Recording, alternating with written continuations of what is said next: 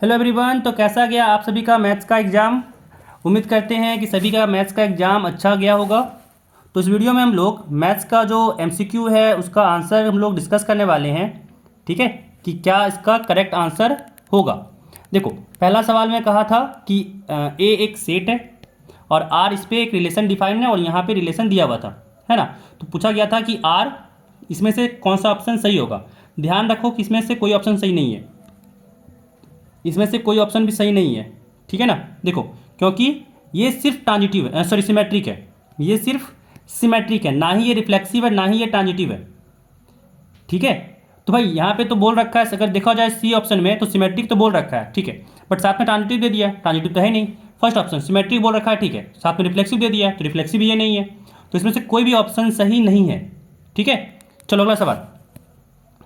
अगला सवाल यहाँ पे अगला सवाल यहाँ पे कह रहा है ना कि F A equal to F P दिया हुआ है।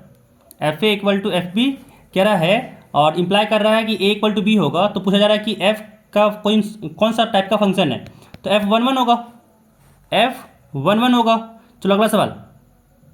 अगला सवाल यहाँ पे है कि एफ एक्स दिया हुआ है 3 के पावर एक्स, तो एफ इनवर्स एक्स क्या होगा। तो यहाँ होगा log X to the base 3। Option C log X to the base 3। ठीक है। चलो अगला सवाल कि the principal value of sine inverse minus √3/2, इसका आंसर होगा बी, -π/3। ठीक है, -π/3 हो जाएगा। चलो पांचवा देखो। पांचवा कह रहा है कि cos cot of sine inverse X का वैल्यू क्या होगा, है ना। पांचवा सवाल यही था। चलो देखो, ऑप्शन डी होगा। ठीक है, ऑप्शन डी होगा। ध्यान से देखो, सिक्स में यहाँ पे पूछा गया था कि भाई cos inverse X plus cos inverse Y का वैल्यू क्या होगा। तो ऑप्शन ए होगा, ऑप्शन ए होगा π/2।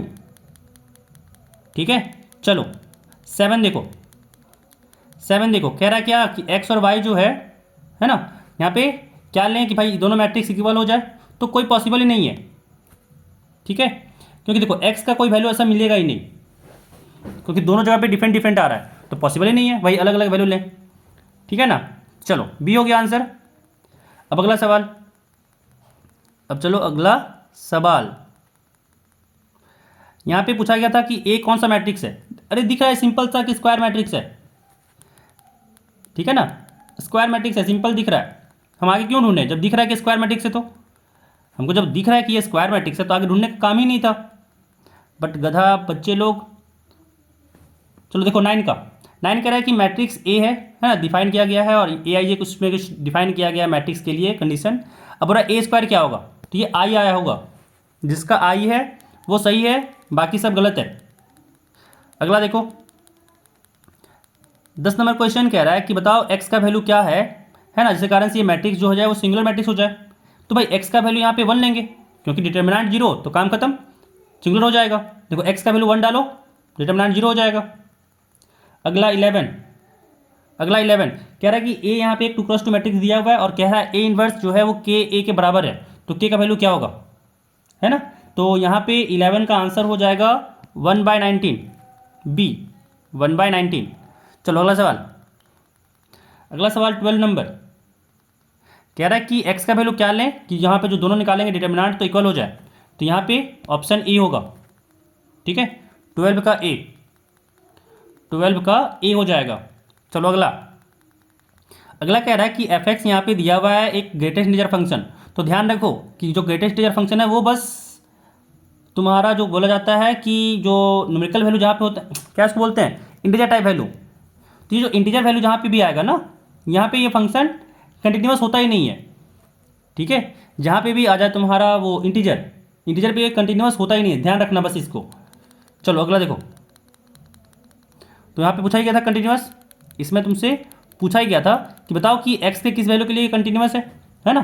तो क्या हो जाएगा, ऑप्शन बी 1.5, क्योंकि भाई इंटीजर के लिए तो ये कंटिन्यूस होता ही नहीं है। अगला देखो, अगला कह रहा है 14 नंबर कि एफ एक्स दिया हुआ है मॉड एक्स, एफ एक्स दिया हुआ है मॉड एक्स। ठीक है, तो एट एक्स इक्वल टू 0 बताओ क्या होगा। तो ध्यान रखना कि at X equal to 0 continuous होता है बट डिफरेंशिएबल नहीं होता है, यानी ऑप्शन ए। तो 14 का आंसर हो जाएगा ऑप्शन ए। अगला सवाल 15। 15 कह रहा है देखो कि भाई यहाँ पे साइन एक्स क्यूब का डिफरेंशिएशन क्या होगा, है ना, तो ये ऑप्शन बी होगा 3x² into cos x cube. अगला देखो 16, यहाँ पे भी डिफरेंशिएशन पूछा जा रहा है ना, तो इसका आंसर हो जाएगा 16 का आंसर होगा ऑप्शन ए। ठीक है, चलो देखो अगला 17 यहाँ पे भी डिफरेंशिएशन करना था, अलग अलग दे रहा था, पैरामेट्रिक फॉर्म में था। ठीक है, तो इसका आंसर हो जाएगा ऑप्शन बी बटा ए कॉसेक थीटा। ये सारा सवाल जो है वो तुम्हारा प्रीवियस ईयर क्वेश्चन है। चलो 18 नंबर देखो, 18 नंबर यहाँ पे कह रहा है वाई दिया हुआ d2y/dx² पूछा रहा है।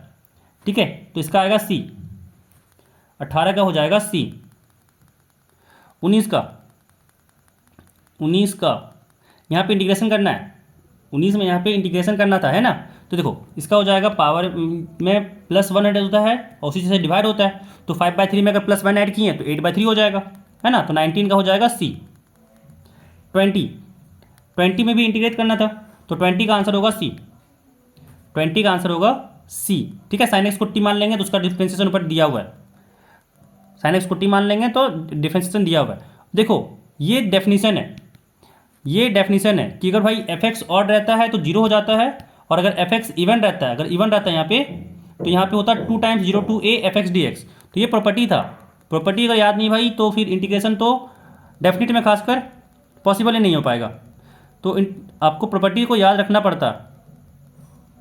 22 नंबर में यहाँ पे कह रहा है कि इंटीग्रेटिंग फैक्टर निकालना है ना, इंटीग्रेटिंग फैक्टर, तो 22 का हो जाएगा सी, 22 का हो जाएगा यहाँ पे सी। चलो अगला देखो 23 में यहाँ पे दिया हुआ इनिशियल पॉइंट और टर्मिनल पॉइंट, तो पी क्यू चाहिए, है ना, तो क्या करते हैं O Q minus O P, ये नहीं करते हैं, तो देखो इसमें ये घटाएंगे तो क्या आएगा, 23 में हो जाएगा ऑप्शन ए।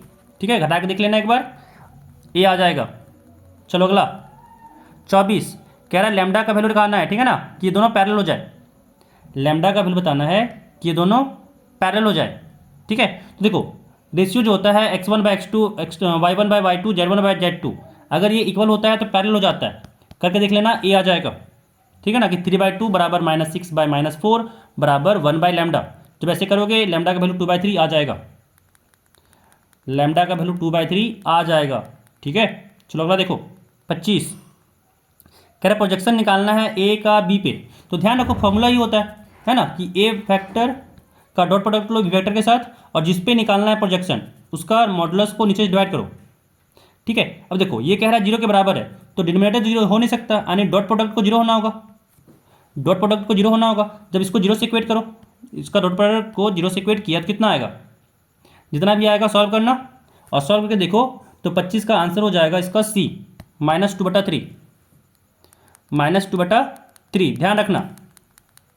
अब 26 कह रहा है कि यहाँ पे आई जे के यूनिट वेक्टर है नहीं है ना, म्यूचुअली परपेंडिकुलर डायरेक्शन बोल रखा है, तो कह रहा है बताओ इसमें से कौन सा सही है, तो यहाँ पे सी हो जाएगा, कि डॉट प्रोडक्ट खुद का साथ ही 1 होता है, बाकी साथ लो जे के किसी के साथ लो आई का तो वो 0 ही होता है, फिर जे का वैसे ही जे के साथ लोगे तो 1 होगा, बाकी अगर आई के साथ लो के साथ लो तो 0 होता है, ध्यान रखो इसको।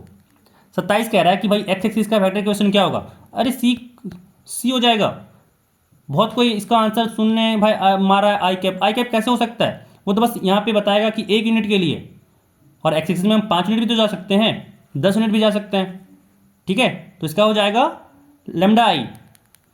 चलो देखो 28, अगला देखो 28 यहाँ पे दिया हुआ कार्टेशियन इक्वेशन बोल रहा है वेक्टर इक्वेशन क्या होगा, वेक्टर इक्वेशन क्या होगा, देखो जो नीचे रहता है ना 2 3 -1 वो ढूंढो कि लैम्डा के साथ कहाँ पे है, यहाँ दिख रहा होगा 2 3 -1 ढूंढ दिख रहा होगा, है ना, साथ ही साथ यहाँ भी दिख रहा है। तो देखो कैसे डिस्कार्ड करते हैं, सुनो पहले सुनो ध्यान से, देखो x-1 है ना, तो जो x-1 दिया हुआ ये प्लस में ढूंढो कहाँ पे है, तो प्लस में कहाँ दिख रहा है आपको, सी, प्लस में कहाँ दिख रहा है 28 का, सी, तो यहाँ पे सी हो जाएगा।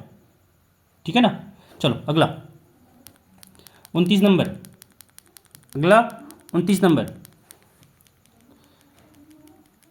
आजा सिम देखो आ गया क्वेश्चन। 29 नंबर कह रहा है कि भाई ए और बी म्यूचुअली एक्सक्लूसिव है ना, ए और बी म्यूचुअली एक्सक्लूसिव है, तो इसका आंसर क्या होगा, ऑप्शन बी। चलो अगला देखो अगला देखो 30 नंबर क्वेश्चन यहाँ पे है।